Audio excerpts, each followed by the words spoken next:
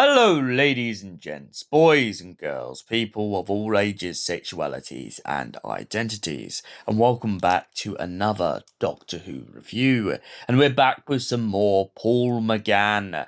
And today's episode is the Cannablists. Now, what is the Cannablists about, you may be asking yourself? Well, the Cannablists, to put it simply, is a kind of cross between Paradise Towers and Robot from the Fourth Doctor era. The Doctor and Lucie Miller find themselves on an abandoned, well, they believe it at first to just be a space station, but soon the Doctor realizes it's a giant abandoned sky city. A city floating out through the cosmos built for people and civilizations to flourish and live and breathe and enjoy themselves. However, the haven is dead as a doornail. There is no life whatsoever all around. Well, at least that's what the Doctor and Lucie believe. That's up until they bump into a bunch of robots. Robots claiming themselves to be known as the Cannablists. Their leader, Titus, is a maleficent dictator who doesn't only attack and degrade people, but he likes ripping robots apart for his own personal pleasure. However, after a deep scan on the Doctor and Lucie, Titus gets really irritated when he realizes that their vascular system means that they are not robots, so to his knowledge there's no real purpose behind them. Two of the assemblers try to save the Doctor and Lucie, however the Doctor gets locked in with the Cannablists and Lucie is locked in with the assemblers. The assemblers talk to Lucie of how long they have waited to find a human being, but Lucie isn't exactly thrilled to see them, knowing that her friend is out there with whatever the Cannablists have in store for him.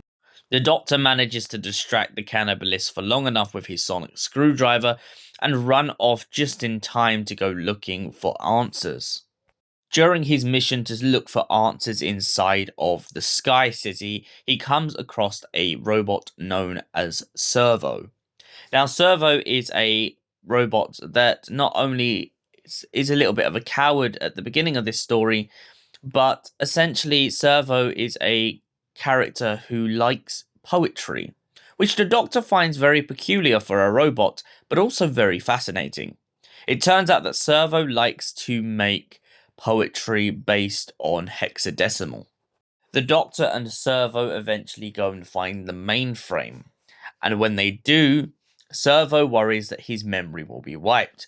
But the Doctor talks to the mainframe known as Minerva and convinces her that Servo should never at any point have his memory wiped. Meanwhile, elsewhere, the assemblers and Lucie are under threat as the Cannablists finally catch up with her and start breaking the assemblers apart. We leave off on a cliffhanger for the first half of this story, with the Cannablists basically putting them inside the incinerator. However, when the Doctor and Minerva and Servo catch up to the Cannablists, he ends up getting his own little bit of revenge on the Cannablists by trying to burn them alive inside of the incinerator. However, this doesn't last for long, as it turns out that the Cannablists managed to replicate the Doctor's voice print and use it against Minerva. The Cannablists then eventually manage to get their goal of destroying the assemblers once and for all, ripping them to shreds, even though it was a sacrifice they had made so that the Doctor and Lucie could get to the reset button. However, when the Doctor finally realizes that they've been walking around with the reset button the whole time, he becomes a little bit disheartened. He doesn't believe that they should shut down the robots, knowing full well that this must be a constant reoccurring pattern.